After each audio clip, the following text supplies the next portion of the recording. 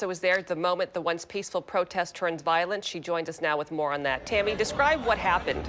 Mary, I think I'm still in a state of shock from what I personally witnessed and experienced tonight. So we were standing right here in front of this police line that you see here at 11th and Pine. This was a beautiful protest. It was a peaceful protest with many powerful messages and dialogue between officers and some protesters. And then you have a few people who started pushing the barriers here at 11th and Pine, pushing the barriers. And some of the protesters and organizers were saying, don't do that. Stop doing that. Stop doing that. And then they just kept moving those barriers and moving those barriers. And then all of a sudden, my photog and I are standing in the corner. We see it. A bottle flies through the air and goes to the other side where the officers are standing. And that is when chaos erupted. People are shoving and pushing, and then the pepper spray is deployed. It's coming down on the line, and then there's tear gas. People are running around everywhere, scattering. They have tear gas in their eyes. I had tear gas in my eyes. I had pepper spray. It was difficult to breathe. Lots of people just trying to help each other out. I had a group of random angels pouring milk and saline solution in my eyes from the tear gas. We hear flashbangs in the background. It was like a war zone. It really was like a war zone, and which is really disappointing for so many of those protesters who really wanted this message of unity, this message of ending police brutality to be heard. And I interviewed a young man tonight who was one of the people who kept trying to diffuse the situation, to diffuse the tense moments when people were like, no, make us go through. We want to march through. We want to march through to the East Precinct. And the police were saying, no, you can't. This is where you cannot advance. And I want you to listen to this interview that I had with this young man, and how he was really trying to be a peacemaker and to have a real dialogue as a young African-American man living in Seattle. He wanted to talk to police. He wanted them to hear his voice, and they were listening to him, and he was trying to encourage other people to do the same. And take a listen to what he said. I just spoke with the captain, and he told me, he said, look, we got to work together, and he said, we got to keep each other safe. So we got to make sure anybody trying to do bad things, we have to call them out, because what's going to happen is the people that can't fight are the ones get hurt.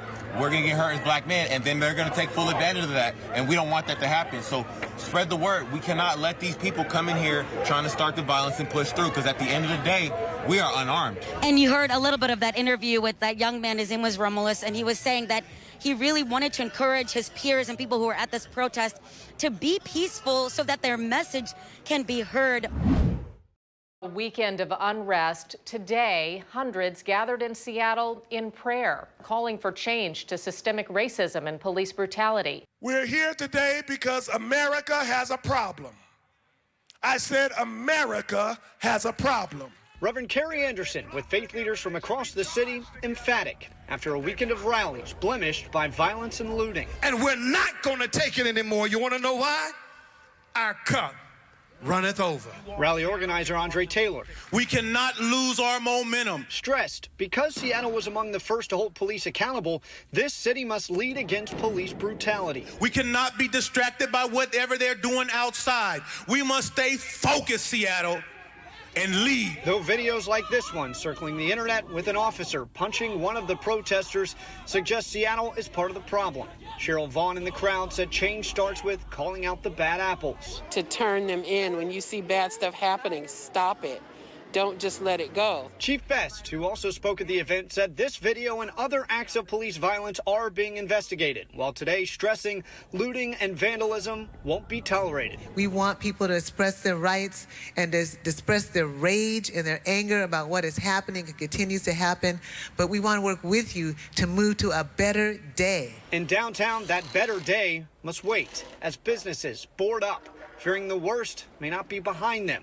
But in Capitol Hill, hundreds leaning on the powers above to help solve injustice below. To see our downtown crumble like it has, this city is such a beautiful city, and we've all got to stand together. Businesses in Bellevue right now are preparing for another possible night of protesting and looting. And this morning, hundreds of community members came out to help Bellevue cleanup after yesterday. That same thing had happened yesterday morning in Seattle. KOMO's Kara Kosnich is here to tell us more about what's going on in Bellevue. And Eric, you might remember last night, this was the scene of a lot of damage. Every other business along here either had windows broken into or some sort of looting take place.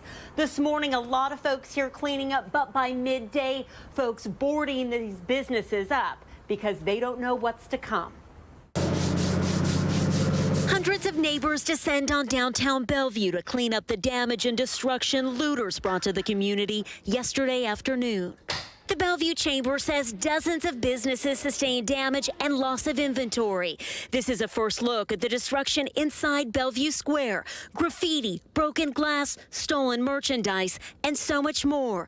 Margot Enberg, CEO of Pinkabella Cupcakes, is still waiting to find out if her business was damaged. Business is suffering already, and the hope that this week might be the week we get to open, and now this. So today, Margot serving her community by gifting cupcakes to volunteers and workers like Terrence Evan, who are cleaning up Bellevue. Mr. Floyd wouldn't have wanted to be remembered, like this. But Joyce Poon, who owns a Bellevue lash business, who was hit by looters, says she sympathizes with the anger felt by so many over the death of George Floyd. If overall the greater message is of a greater good and opening that conversation, then we understand. But tonight, so many in Bellevue are hoping the turmoil ends here. Clearly, there are issues in our society that need to be dealt with, but it doesn't mean that we throw the baby out with the bathwater. We still have to have law and order, and we can't just